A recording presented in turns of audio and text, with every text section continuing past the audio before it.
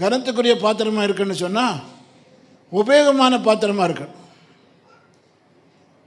வீட்டில் நம்ம உபயோகிக்கிற பொருளை தான் அடிக்கடி கழுவுவோம், சுத்திகரிப்போம்.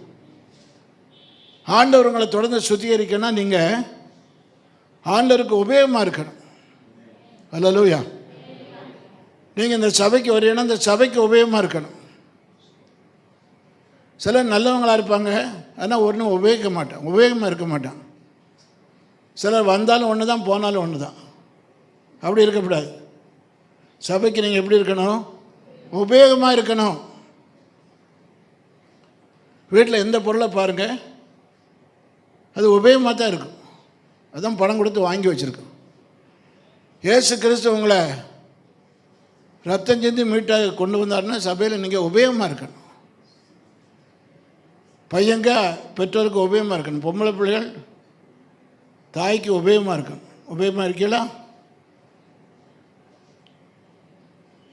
சில பையங்க உபயோகமாகவே இருக்க மாட்டான். கல்யாணம் ஆகுவரையிலும் உபயோகமாகவே இருக்க மாட்டான். எல்லாம் சாப்பிடுவான், போவான். ஒன்றும் வீட்டுக்கு அப்பா அம்மாவுக்கு ஒரு உபயோகம் இருக்காது. அப்பா சொல்ல, பையன் பிஏ முடிச்சுட்டு சும்மா இருக்கான். காலையில் 10 இட்லி சாப்பிட்றான், மத்தியானம் 2 பிளேட்டு சோறு சாப்பிட்றான், சாயங்காலம் லைட்டாக 4 வடை, 2 டீ, ராத்திரி 10 சப்பாத்தி. அப்பா சொல்கிற பையன் சும்மாவாக இருக்கான். இந்தியாவில் பட்டினி வர காரணமே இவன் தான். அவ்வளோ தீவனம் திங்கிறான். அப்போ அப்பா சொல்கிறார், பையன் உபயோகம் இல்லாதவன்னு அர்த்தம். அதான் அர்த்தம். சாப்பிட்டுட்டு தான் இருக்கான். பொம்பளை பிள்ளை அம்மாவுக்கு உபயோகமாக இருக்காளா? சில பொம்பளை பிள்ளைய நல்ல வாலிப பிள்ளைய நல்ல உபயோகமாக இருப்பான். சில கல்யாணம் ஆகும் வரையிலும் அவள் தான், அம்மா தான் சோறு ஊட்டணும். நல்லா ஓடிவா. அது என்னைக்கு ஓடி வந்தது? நல்லா ஓடிவா, நில்லாமல் ஓடிவா. சரி. இவளுக்கு சின்ன வயசுலேருந்து சோறு ஊட்டிக்கிட்டே இருக்கணும். கல்யாணத்துக்கு முன்னால் அம்மா ஊட்டணும், கல்யாணத்துக்கு அப்புறம் புருஷன் ஊட்டணும். இவன் எங்கே உருப்பிட போகிறா? உபயோகமாக இருக்கீங்களா? வாலிப பிள்ளைகள், பெரியவர்கள், இப்போ சர்ச்சில் பாருங்கள், எல்லாம் உபயோகமாக இருக்குது. லைட்டு உபயோகமாக இருக்குது, புல்பிட்டு உபயோகமாக இருக்குது, சேரு உபயோகமாக இருக்குது, பாய் உபயோகமாக இருக்குது, ஒரு வாட்ச் கட்டிருக்கே அது உபயோகமாக இருக்குது. வாட்ச் ஓட மாட்டுக்கு அதை கட்டிட்டு நீங்கள் தான் ஓட வேண்டியிருக்குன்னா என்னத்துக்கு வாட்சி? எதுவுமே உபயோகமாக இருக்கணும். அல்லேலூயா. உங்களை ரட்சித்த ஆண்டவருக்கு நீங்கள் என்ன செய்றீங்க? நீங்கள் அங்கே வைக்கிற சபைக்கு என்ன செய்றீங்க? ஆராதனைக்கு ஒரே சந்தோஷம். அது அல்லாமல் சபைக்கு எப்படி உதவியாக இருக்கிறீர்கள்? நான் அந்த சபையில் எப்படி உதவியாக இருக்க முடியும்னு நீங்களே உங்களை கேட்டு பார்க்கணும். போதர் சில வேலைகளை கொடுப்பார், சில சமயம் வேலையை கொடுக்காவிட்டாலும் நீங்கள் என்ன செய்யணும்? நம்ம சபைக்கு என்ன செய்யலாம்னு பார்க்கணும். இன்னும் இன்றைக்கி ஒரு ஃபேமிலி சொன்னாங்க, ஐயா 2 சேர் வாங்கி போட்டிருக்கேன். தோத்துறோம். சரி, அவங்களால ஏன்றதை செய்திருக்காங்க. ஆமென். அதே பணத்தை இன்னொருத்தரும் செய்திருக்க முடியும். அதை யோசிக்கலை, இவங்க யோசிச்சிருக்காங்க.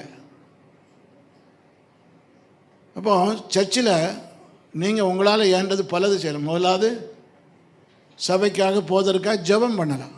ஒரு உதவி தினமும் நல்லா ஜெபம் பண்ணுங்க. சபைக்கு வளர்ச்சிக்காக, போதர் குடும்பத்துக்காக ஜெபம் பண்ணுங்க. 2வது, உங்களால் ஏன்ற அளவுக்கு கொடுங்க. எல்லாரும் பணக்காரர் அல்ல. நமக்கு இருக்கிறத வச்சு என்ன செய்யணும்? நம்மளால் ஏன்ற அளவுக்கு கொடுக்கணும். உங்களுக்கே தெரியணும், நான் என்னால் ஏன்ற அளவுக்கு என்ன செய்கிறேன்? கொடுக்குறேன். ஏதோ ஒரு காணிக்கை போட்டால் போதாது. உங்களை ஆண்டவர் ஆசீர்வாதத்திற்கு அந்த அளவுக்கு ஏற்றாக்கில் காணிக்கை போடணும். இது ஏதோ ஒரு காணிக்கைங்கிறது ஒரு சடங்காச்சாரமாக நினச்சி போடக்கூடாது. ஆண்டவர் இந்த மாதம் முழுவதும் என்னை பாதுகாத்தார், அதுக்கு ஒரு நன்றியாக ஒரு காணிக்கை போடுறோம். இப்போ கொடுக்கறதுல நம்ம சடங்காச்சாரமாக எதையாவது ஒரு காணிக்கை போடலாம். காணிக்கை நேரத்தில் நன்றியோடையும் போடலாம். ஆண்டவர் நமக்கு தந்திருக்கிற அளவின்படியும் போடலாம். உங்களால் ஏன்ற அளவுக்கு நீங்கள் சபைக்கு உதவி செய்யணும். உதவி செய்யலைன்னு நினச்சி சொல்லலை, நான் சொல்ல வேண்டிய சொல்கிறேன். எல்லாரும் பணக்காரர் அல்ல. என்னால் என்ற அளவுக்கு எவ்வளோ அதிகமாக சர்ச்சை கொடுக்குறேனோ அவ்வளவு கொடுக்குறேன் அப்படின்னு சொல்கிறேன். மூன்றாவது, ஆத்தும ஆதாயம் பண்ணலாம். சபைக்கு புது ஆத்து மக்களை கொண்டுட்டு வரலாம். உங்கள் மூலம் வருஷத்துக்கு ஒரு ஆள் வந்தால் சபை ரெட்டிப்பாயிரும். ஒரு வருஷத்தில் நீங்கள் ஒவ்வொருவரும் வருஷத்துக்கு ஒரு ஆளை கொண்டுட்டு வாங்க, சபை ரெட்டிப்பாயிரும். அப்போ நீங்கள் சர்ச்சுக்கு வர்றது சந்தோஷம். உங்கள் மூலமாக எத்தனை பேர் வந்தாங்கன்னு பார்க்கணும். உங்கள் மூலமாக ஆட்கள் வந்திருந்தாங்கன்னா சந்தோஷம். உங்களால் சபை ஆசீர்வதிக்கப்படணும்னா ஆத்து மக்களை கொண்டு வாங்க. போதகர் நின்று பிரச்சனை பண்ணுறாரு, பாட்டு நடத்துகிறாங்க. உங்கள் வேலை ஆத்து மக்களை கொண்டு வர்றது. நீங்கள் அப்படி இருந்தால் உபயோகமான ஆட்களாக இருப்பீங்க. அதோடு கூட உங்களுடைய தாளந்துகள் வரங்களை பயன்படுத்துங்க.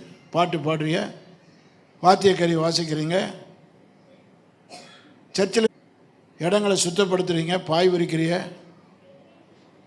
உங்களால் ஏன்ற அளவுக்கு எதையாவது செய்யணும். ஆமென். சபைக்கு வர நீங்கள் ஒவ்வொருவரும் உபயோகமாக இருக்கணும். ஒரு பாஸ்டர் சொன்னார், கிறிஸ்மஸ் வருது, உங்கள் வீட்டில் இருக்கிற பொருட்கள், உபயோகாத பொருட்கள்லாம் கொண்டு வாங்க அப்படின்னோடனே சேலை, பேண்ட்டு, ஷர்ட்டு, பழைய பொருட்கள் என்னெல்லாம் இருக்குதோ அதெல்லாம் கொண்டுட்டு வராங்க.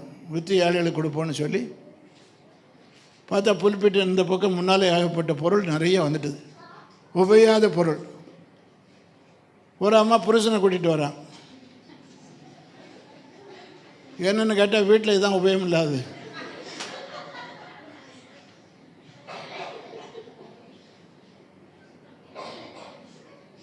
என்ன செய்ய சொல்கிற? இப்படியும் ஆள் இருக்குது. உபயோகம் இல்லாத பொருள். நீங்கள் அப்படி இருக்கக்கூடாது. நீங்கள் ஒரு வாரம் சர்ச்சுக்கு வரலன்னா பாஸ்டரே பார்த்து, ஐயோ இந்த சிஸ்டர் வரலையே, பிரதர் வரலையே அப்படின்னு ஒரு உணர்வு வந்துடணும். உபயோகமாக இருந்தால் தான் அப்படி வரும். நீங்கள் வந்தாலும் போனாலும் ஒன்று தான் அப்படின்னு இருந்தால் நீங்கள் உங்களை யாரும் மிஸ் பண்ண மாட்டாங்க. ஆண்டவருக்கு பிரயோஜனமாக இருங்க. ஆமென். கைகளை உயர்த்தி ஆமென்னு சொல்லுங்கள். பிரயோஜனமாக இருங்க. மத்தேயு 25 அதிகாரத்தில் 15 வசனத்திலிருந்து வாசிங்க. மத்தேயு 25:15.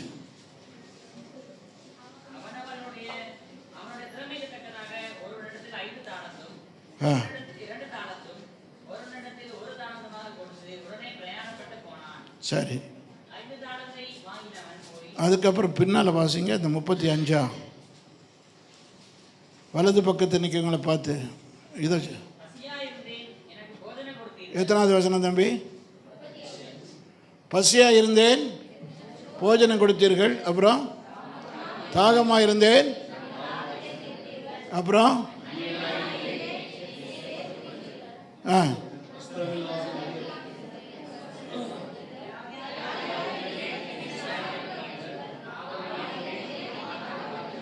6 காரியம் சொல்லியிருக்கு. 6 3 பொருட்கள். நான் பசியாக இருந்தேன், இங்கே என்ன செய்தீங்க? போஜனம் கொடுத்தீர்கள். நான் வஸ்திரம் இல்லாத இருந்தேன், எனக்கு வஸ்திரம் கொடுத்தீர்கள். நான் தாகமாக இருந்தேன், எனக்கு தண்ணீர் கொடுத்து. 3 பொருள். மீதி 3 போய் விசிட் பண்ணுறதா, கஷ்டப்படுறவங்களுக்கு உதவி செய்கிறது. அதில் 3 மீதி 3 வாசிங்க. என்ன இல்லான்னு? அந்நியனாக இருந்த என்னை சேர்த்து கொண்டீர்கள், வியாதியாக இருந்தேன் விசாரிக்க வந்தீர்கள், காவலில் இருந்தேன் நேரம் எடுத்து போய் விசாரிக்க. இது பணச்செலவில்லை, நேரம். அப்போது இந்த 6 காரியத்துக்கும் ஆண்டவர் சொல்கிறார். நான் தான் சொல்கிறார், என் பிள்ளைன்னு சொல்லலை. நீர் எப்போ ஆண்டவரை பசியாக இருந்திருக்கும் இந்த சிறியர் ஒருவனுக்கு எதை செய்தீர்களோ அதை எனக்கு. இப்போது வாழ்க்கையில் பசி இருந்தவங்களுக்கு அவங்களால நம்மளால் உதவி செய்யணும். தாகமாக இருக்கவங்களுக்கு அவங்க நம்மளால் உதவி செய்யணும். வஸ்திரம் இல்லாமல் இருந்தால் உதவி செய்யணும். நம்மளால் எதை கொடுக்க முடியுமோ கொடுக்கணும். சில 3 காரியம் நம்ம நேரத்தை எடுக்கிறது தான், ஆட்களை போய் விசாரிக்கிறது. இப்போ வாழ்க்கையில் ஏதாவது ஒன்று செய்கிறது, அது ஆண்டவர் மெச்சிக்கொள்கிறார். பிரயோஜனமாக இருங்க, அதுதான் அர்த்தம்.